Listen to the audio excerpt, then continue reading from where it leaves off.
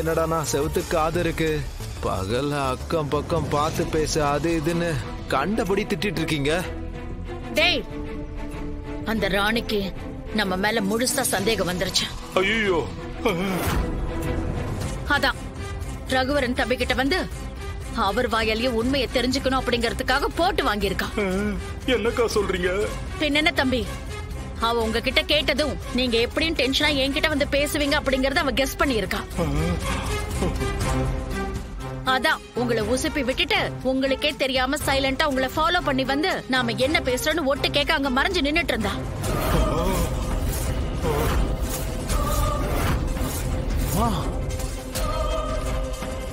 என்னமா சொல்றீங்க? என்கிட்ட போட்டு வாங்கினாளா? ஐயோ, அப்போ ராணி இங்கதான் இருக்காளா?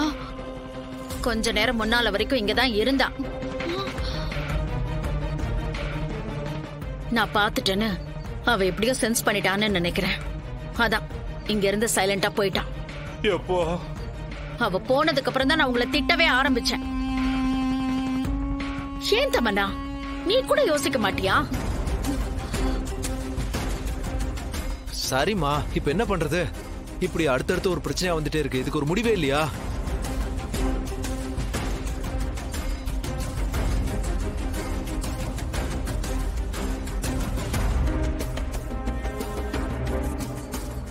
ஒரே ஒரு வழிதான் இருக்கு. நாம எப்படி அந்த பொம்மையை துடி துடிக்க கொன்னமோ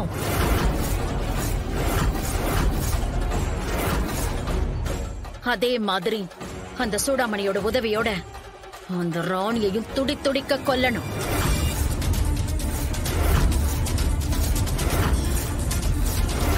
அந்த ராணிக்கு இப்ப நம்ம மேல சந்தேகம் மட்டும்தான் வந்திருக்கு. ஆனா நாம தான் பொம்மையை கொன்னோன்னு அவ கன்ஃபார்ம் பண்ணிட்டான்னா அவ எந்த எல்லைக்கும் வேணாலும் போவா. அத்த, அதுக்கு சான்ஸே இல்ல. அதான் ஜான்சியும் பத்மநாபன் மாமா 2 பேரும் வச்சிருந்த ஆதாரம் எல்லாத்தையும் தர்ஷினியோட கல்யாணத்தப்போ சூடாமணி புகை போட்டு ராணி கையில இருந்து புடுங்கிட்டாளே. ஆமாமா, அந்த வீடியோ ஆதாரத்தை எல்லாமே அவங்க உங்ககிட்ட தானே கொடுத்தாங்க. இப்ப அது உங்களோட பத்திரமா தானே இருக்கு, சேஃப்ல? ஆமா, என் ரூம்ல தான் இருக்கு.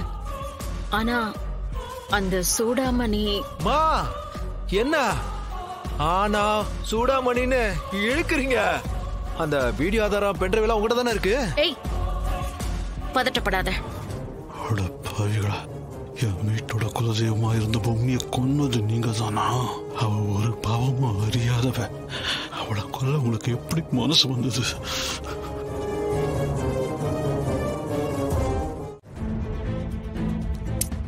என்ன ஜான்சி, எந்த உண்மை ராணிக்கு தெரியக்கூடாதுன்னு நம்ம நினைச்சுக்கிட்டு இருந்தோமோ அந்த உண்மை ராணிக்கு தெரிஞ்சிடும் போல் இருக்கே. இல்ல பெரியப்பா, இப்ப வரைக்கும் ராணிக்கு எந்த உண்மையும் தெரியல. ஆனா அவங்க எல்லார் மேலயுமே ராணிக்கு சந்தேகம் வந்துருச்சு. ஜான்சி, அவங்க தான் பொம்மைய கொன்னாங்கன்னு ராணிக்கு மட்டும் தெரிஞ்சது. அப்புறம் அவங்க யாரையும் ராணி சும்மா விட மாட்டா. எல்லாரையும் அவ கையாலேயே கொன்றுவா. அவ சொல்லிட்டு போனதை நீ பார்த்தல, அந்த அளவுக்கு அவ கொலை வெறியில் இருக்கா. புரியுது பெரியப்பா. நான் புரிஞ்சுக்கிட்ட வரைக்கும் ராணிக்கும் சரி, இந்த வீட்டுல இருக்க மத்தவங்களுக்கும் சரி, இந்த உண்மை தெரியாம பாத்துக்கணும். நீங்க 2 பேரும் நினைக்கிறது நடக்காது.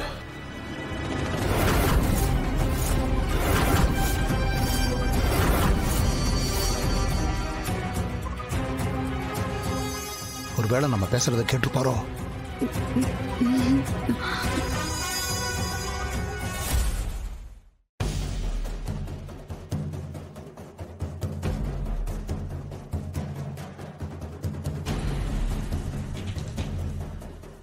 உங்க 2 பேருக்கும் எல்லா விஷயமும் தெரிஞ்சதுக்கு அப்புறமும் ஏன் என்கிட்ட சொல்லல?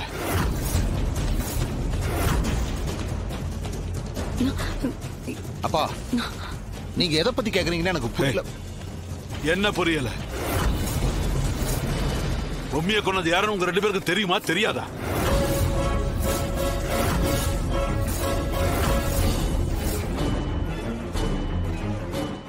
அப்பா, அது வந்து போதுண்டா. நீங்க என்ன சொல்லி சமாளிச்சாலும் அது பொய்ன்னு எனக்கு நல்லாவே தெரியும். பொம்மையை கொன்னது இரக்கமே இல்லாத ராட்சசங்க. அதுல 4 பேரு நம்ம வீட்டுல இருக்கிற சாவித்ரி, தமன்னா, ரகுவரன், மனு.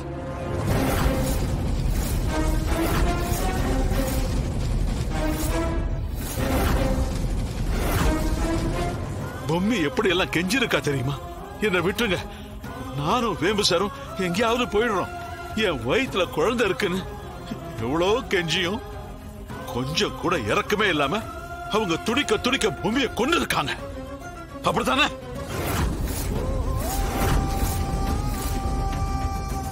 நான் எல்லாத்தையும் பார்த்துட்டேன்.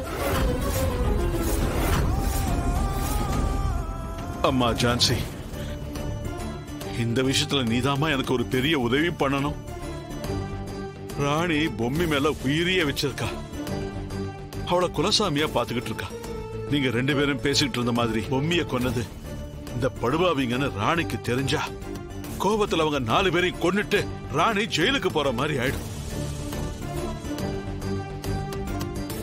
அத நான் நடக்க விட மாட்டேன். அதுக்கு பதிலா என் கையில இருக்கிற இந்த ஆதாரத்தை வச்சு அவங்கள சட்டத்துக்கு முன்னாடி நிறுத்தி அவங்களுக்கு சட்டப்படி என்ன தண்டனை வாங்கி கொடுக்க முடியுமோ அதை செஞ்சா போதுமா?